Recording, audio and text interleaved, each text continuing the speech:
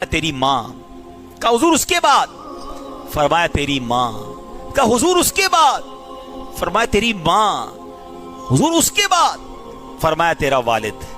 यानी बाकी दोस्तों रिश्तेदारों पड़ोसियों की बारी तो बाद में है, टॉप लेवल पे कौन है? माँ और वालिद। हम तो जनाब दोस्तों पे जान कुर्बान, आधी रात को दोस्त के लिए हाजिर, माँ बुलाए तो टाइम नहीं है, अब्बू कहे तो मौका नहीं है। नहीं, अच्छा उलमा ने इस पर भी बहुत खूबसूरत क्या बात है मेरे आका की, फरमाइए 3 बार तो नबी पाक ने फरमाया ना माँ, ये ऐसे नहीं फरमाया, इसके पीछे भी कोई राज है। वालिद को 1 बार, माँ को 3 बार।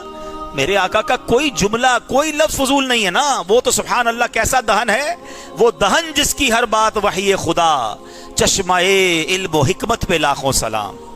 तो फरमाया 3 बार। पता है माँ क्यों कहा है? माँ 3 तकलीफें उठाती है। माँ पहले पेट में बच्चे को 9 महीने पालती है, कितनी तकलीफ होती है, फिर पैदाइश के वक्त मौत के मुंह से वापस आती है, ये बिल्कुल बहुत तकलीफ वाला मरहला है। फिर तीसरा मेहरबानी करती है, बच्चे को दूध पिलाती है, पालती है। माँ करती है 3 एहसान बच्चे पर, बाप करता है 1 एहसान, बाप पालता है, लेकिन माँ ने जो बकिया 2 एहसान किए, इसकी वजह से माँ का मकाम आला है। हाँ, ऐसा नहीं कि वालिद को पूछना छोड़ दें। बड़ी प्यारी उलमा ने कैटेगराइज किया कि इज्जत वालिद की ज्यादा करनी है, क्योंकि वालिद हमारी वालदा का भी शौहर है, और खिदमत जो है वो माँ की ज्यादा करनी है। ये 2 आंखें हैं, बंदा ये नहीं कह सकता एक आंख काम की नहीं है। मेरी दोनों आंखें मेरी आंखों का नूर है, इसी तरह मेरे माँ बाप भी मेरी आंखों का नूर है। अच्छा, अब बड़ी खूबसूरत बात सुनिएगा कि ये पूछा गया कि वालिदैन की वफात के बाद उन्हें राजी कैसे किया जा सकता है। अगर हम में से कोई ऐसा है जिसके वालिदैन चले गए तो वो क्या करे? तो फरमाया कि वालिदैन सब इसकी 3 चीजें करनी होंगी।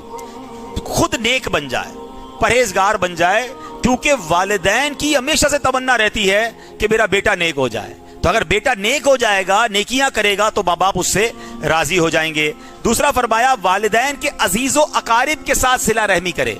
ये भी बड़ा प्रॉब्लम है, वालिद का इंतकाल हुआ, चचा ताया ददियाल वालों से राब्ता खत्म, अम्मी का इंतकाल हुआ, ननियाल वालों से, खाला नानी जान और उसके रिश्ते मामू से रिश्ता खत्म। क्यों भाई? बल्कि आपने उनके साथ अच्छा बर्ताव करना है ताकि आपके वालिदैन की रूह खुश हो जाए। और तीसरा तरीका बताया कि उनके लिए इस्तिग़फ़ार दुआएं करता रहे, ईसाले सवाब करता रहे।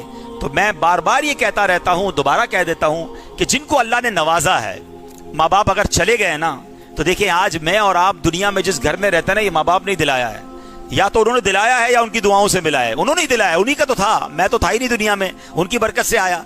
ठीक है ना? तो कितना अच्छा है कि हम अपने माँ बाप के लिए जन्नत में घर बना दें। उन्होंने हमें दुनिया में घर दिया ना, हम उन्हें जन्नत के घर का तोहफा दें।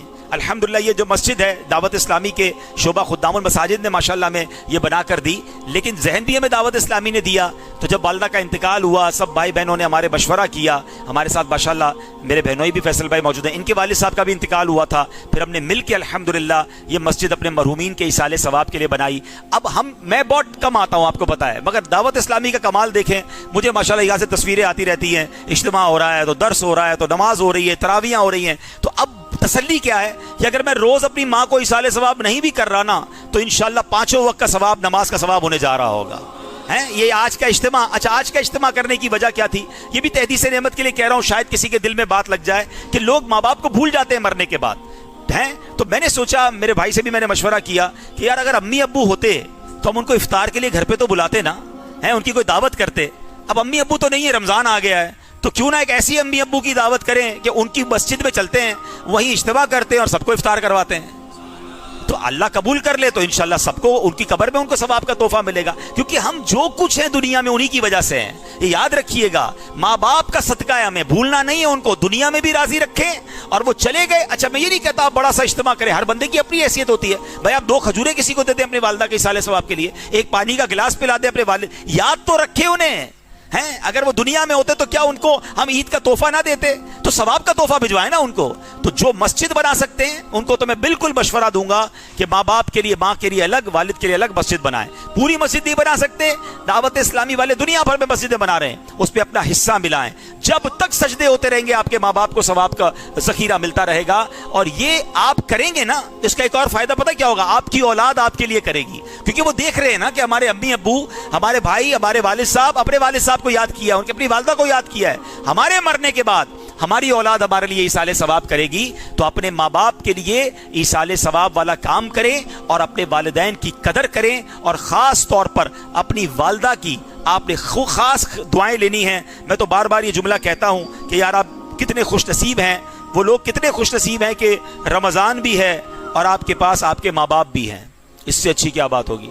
کتنے خوش نصیب ہیں کہ آپ کے ماں باپ آپ کے پاس ہیں۔ تو اگر ماں باپ ہیں تو ان کی دعائیں لیجئے، ان کو ناراض نہ کیجئے، ان کی برکتیں لوٹیے۔ ایک اور بڑی کمال کی حدیث ہے جو بہت سارے لوگوں کو، اسلامی بھائیوں کو بھی، اللہ کرے میرا یہ کلپ گھر کی خواتین بھی سنیں، ورنہ اس کلپ کے، اس بیان کا شارٹ کلپ بنا کے ہم چلائیں گے۔ اب حدیث سن لیں، میری بہنوں کے لیے بھی حدیث ہے، میری بھائیوں کے لیے بھی ہے۔ اللہ کے حبیب علیہ السلام سے عرض کی گئی، عورت پر سب سے بڑا حق کس کا ہے؟ اگر کوئی عورت ہے، سب سے زیادہ حق اس پر کس کا ہے؟ فرمایا اس کے شوہر کا۔ اور مرد پر سب سے بڑا حق اس کی ماں کا۔